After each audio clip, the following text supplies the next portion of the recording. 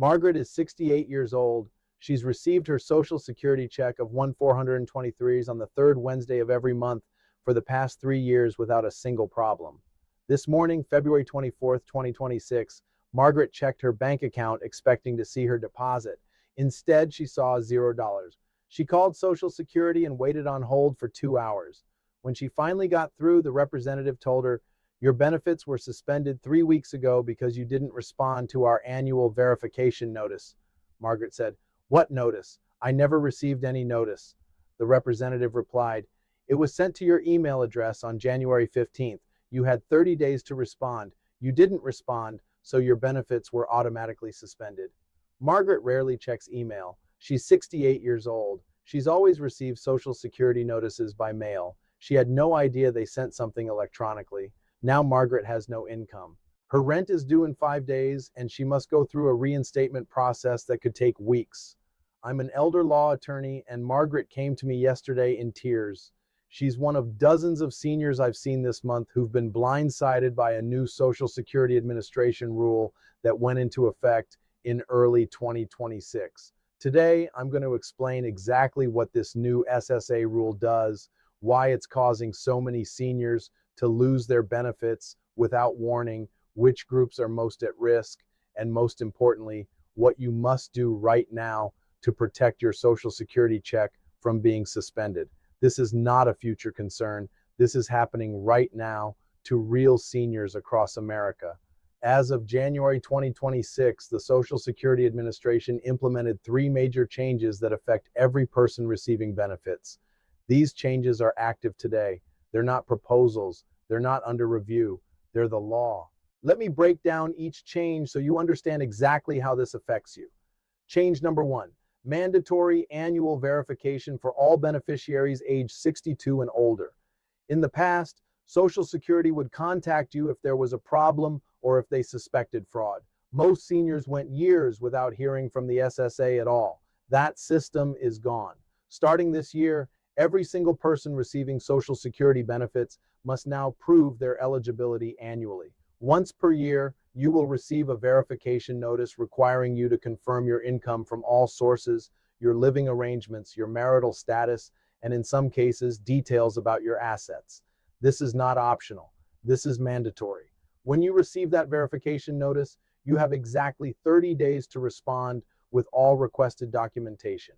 If you miss that deadline, even by 1 day, Social Security now has the authority to suspend your monthly benefits immediately. Think about what that means. That a single missed email, a delayed response because you were traveling or sick, or simply not understanding what the notice was asking for can now result in your Social Security check being stopped completely.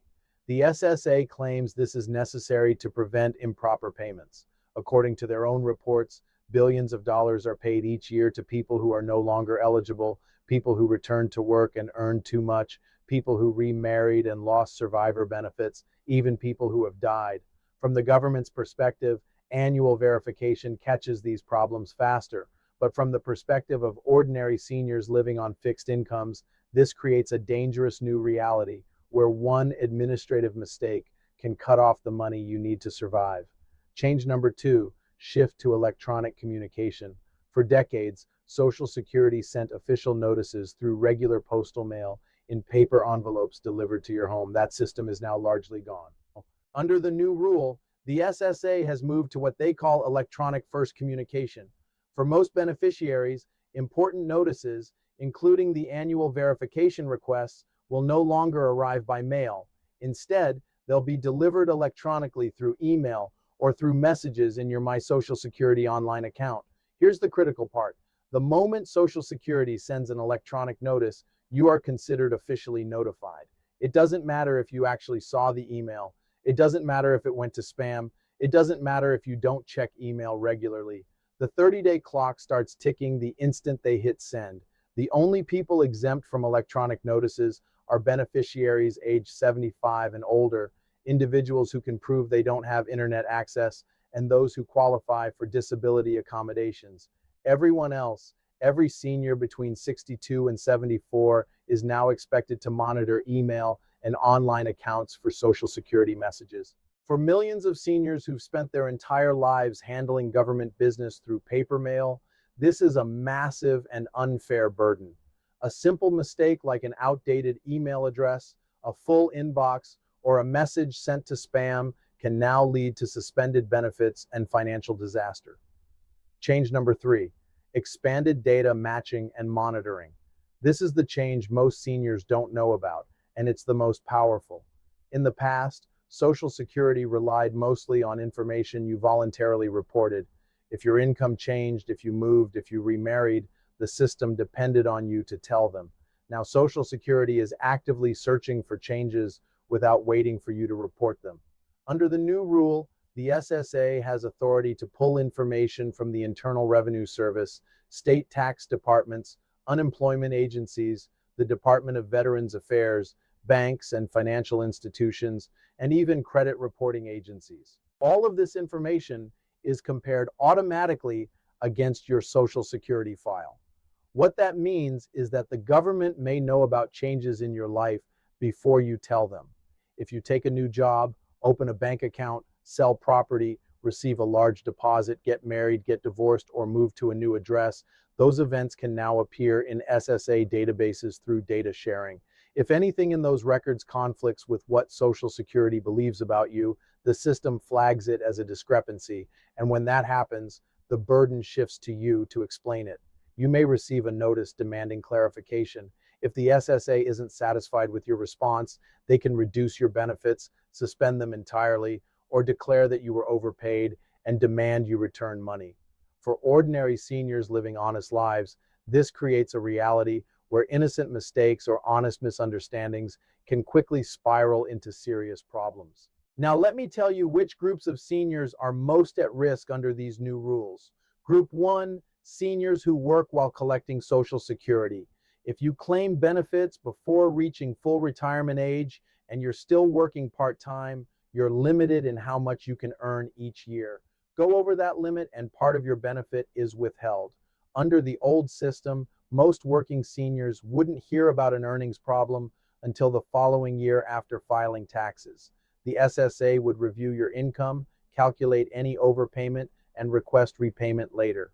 Under the new system with real-time data matching, Social Security can see your earnings almost immediately. That means benefits can be reduced or suspended mid-year instead of months later.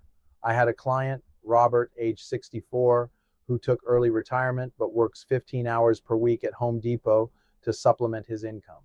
Last month, Social Security suspended his benefits because their data showed he earned more than the limit. The problem? The figure included a one-time payment that shouldn't have counted.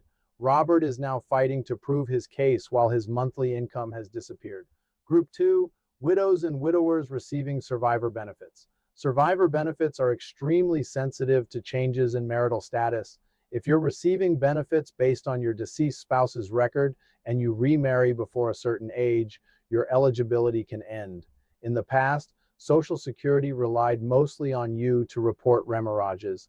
Now, with access to state marriage records, they can discover a remarriage almost instantly. If there's any gap between the date you married and the date you reported it, the SSA may assume you received benefits improperly during that period and demand repayment. I represented Helen, age 67, who remarried last year. She called Social Security the week after her wedding to report the change. She thought everything was handled. 3 months later, she received a letter saying she was overpaid $8,000 because the remarriage was never properly recorded in their system. Even though Helen did what she was supposed to do, she's now fighting to prove it. Group 3, seniors receiving supplemental security income or SSI. SSI is different from regular Social Security retirement because it's based on financial need with strict income and asset limits. Even small changes, receiving help from family, having extra money in a bank account, can affect eligibility. Under the new data matching system, those changes are detected almost immediately. For low-income seniors who rely on SSI to survive, a sudden suspension because of an automated flag creates an immediate crisis. These 3 groups face the most frequent notices, the most questions, and the greatest risk of interrupted payments. But the truth is, no beneficiary is completely safe. Anyone with even a slightly complicated financial situation now needs to be more careful, than ever before. So, here's what you must do right now to protect your Social Security benefits. Step 1. Create or update your My Social Security account immediately. Go to ssa.gov My Account and set up your account if you don't already have one.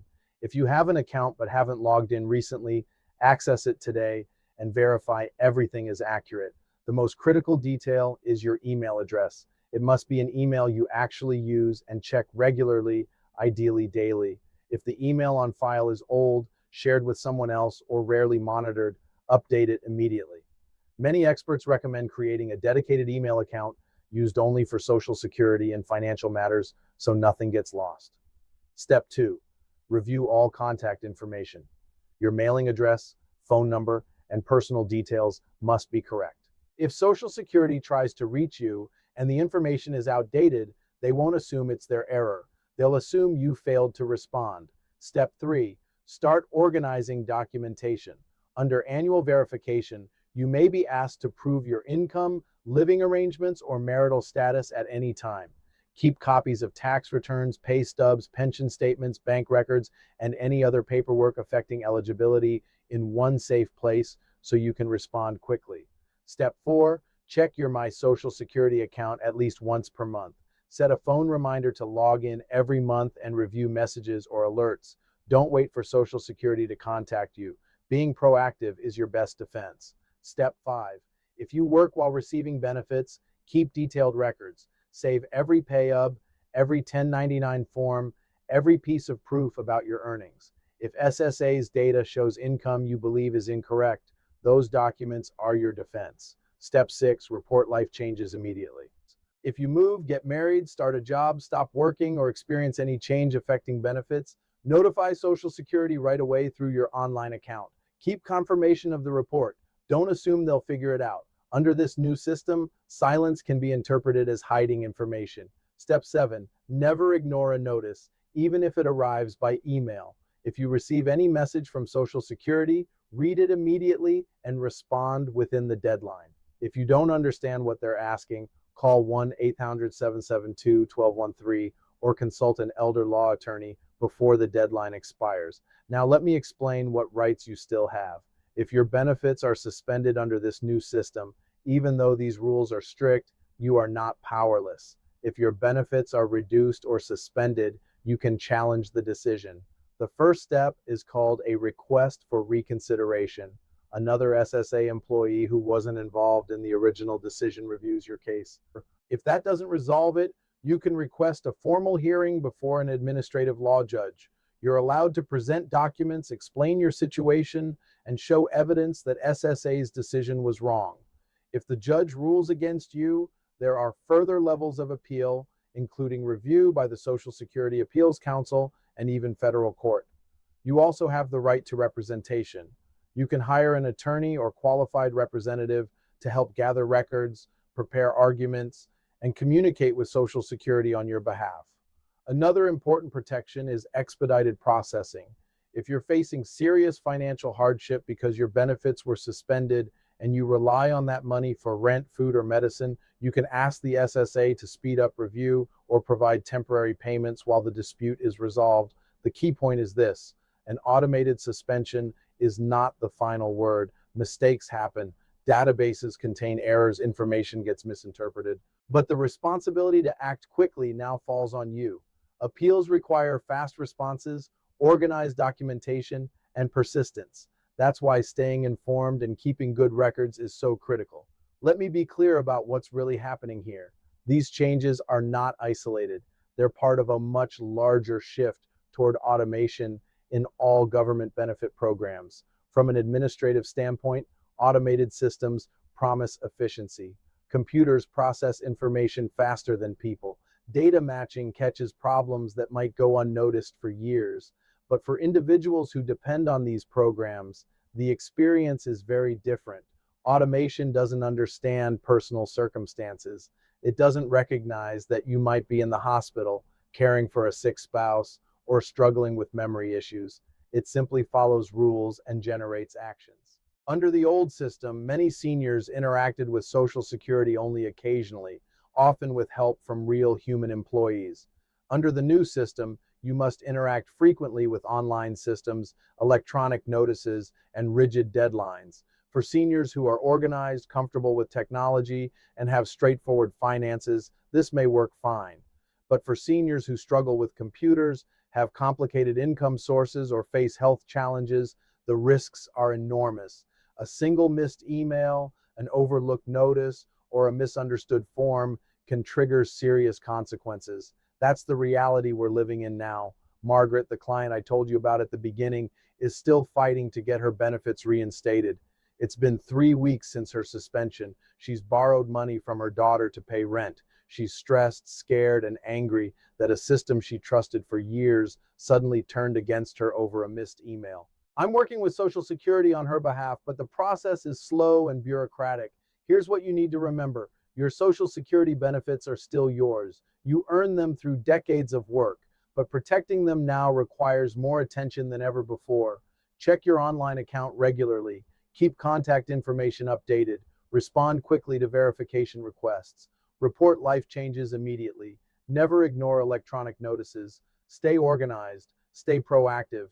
And most importantly, stay in control of the benefits you worked a lifetime to earn.